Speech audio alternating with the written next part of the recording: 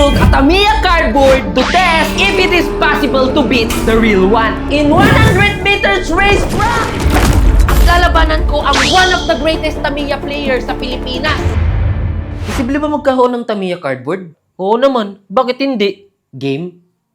Game.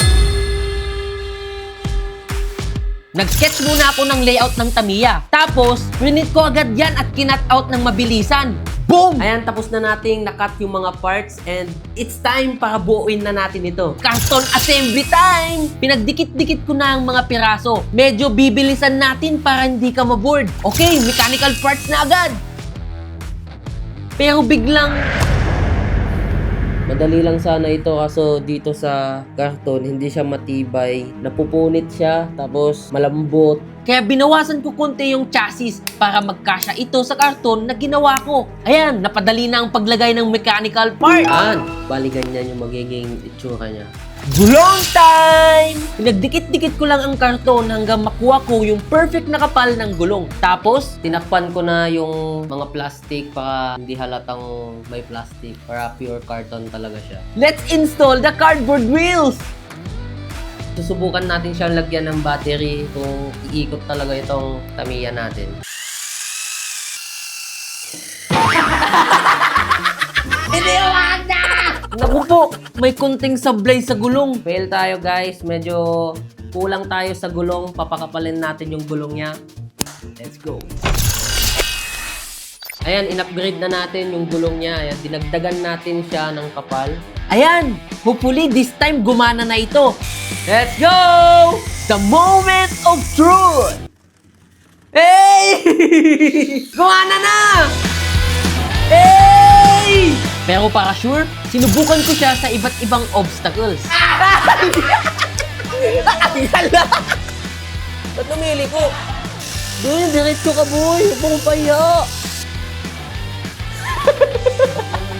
Ayaw niya dumiretso. Ano yun? Ang ginagawa mo? Medyo nakakadismaya. Parang hindi niya kakayanin ang isang 100-meter racetrack. Pero malalaman natin mamaya. Inilagay ko na rin ang mga rollers para smooth ang glide sa racetrack. Binuo ko na rin ang cover para magmukhang legit na Tamiya. At syempre, hindi mawawala ang signature W para Wesley! Itong W na to yung magsisilbing spoiler natin. And that's it! Tapos na!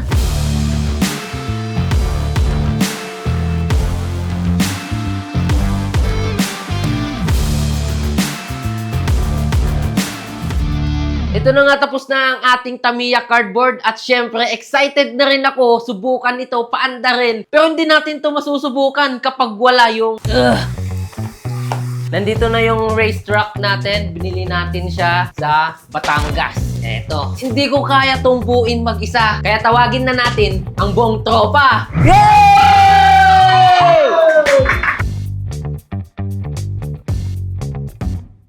Habang ginagawa yung ating racetrack, tatanungin muna natin yung mga strangers. Sino sa tingin mo sa dalawang mananalo? Ito, kuya. Ito. Bakit? Gawa sa plastic. Ito sa papel. Ito, Toy. Bakit?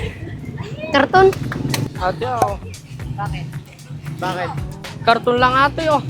What? Saktong-sakto, tapos na ang ating 100 meters racetrack. At dito na magkakaalaman kung sino ang pinakamalupit na Tamiya sa dalawa. Ang Tamiya cardboard o ang totoong Tamiya. Pero bago yan, pindutin mo na yung subscribe button na yan. Dahil meron tayong special guest na veteran daw pagdating sa Tamiya World. Walang iba, kundi si...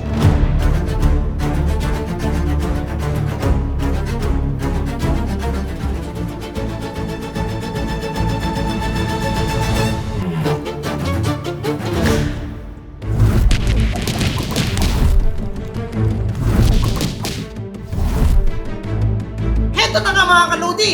Sa unang round, walang kukurap! Hawakan nyo na mga saluwal nyo! 3, 2, 1, go! Oh no! Kakasimula pa lang ng laban! Tumawag na kagad si Proto Saber! Proto Saber! Kitang-kita dito sa kamera ang pagkadismaya ng ating dating kampiyon! Maob. Isa pa. 1-0. At panalo na nga dito si Karton! Sabi-sabi, Kahit karton, pumapalag. Makakabawi kaya si Proto Saber sa round 2. Keep on watching! Nakachamba ka lang ngayon, pero sa round na to, hindi ako papayag. Matalo ako. Game. Round 2! 3, 2, 1, go! Ito na nga mga kalodi! Naku po! Bakit ganun? Nasiraan ata si Karton! Ano nangyari dun?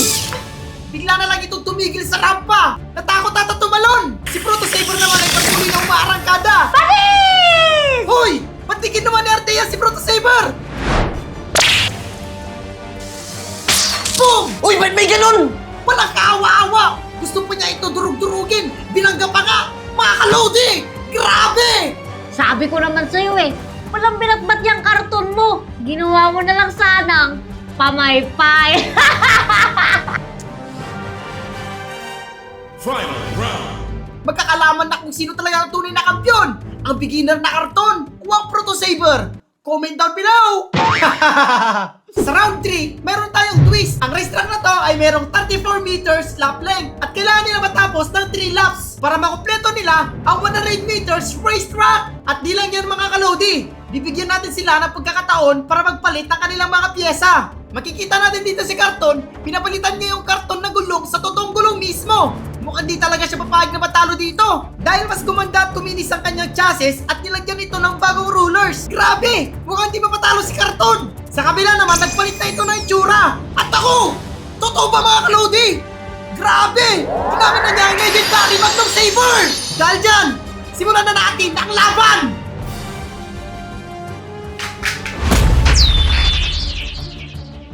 Para magkaalaman, simulan na natin.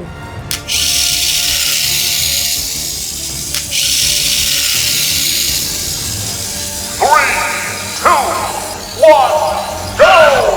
Nangunguna na nga dito si Magnum Saber at biglang umarangkada naman si Karton! Ang bilis! Let's go! At di pa rin nagpahuli si Magnum Saber! Grabe yarn! Ay! Napatid si Magnum Saber! Pero mabilis itong naka-recover! Oy! Back on track! Let's go!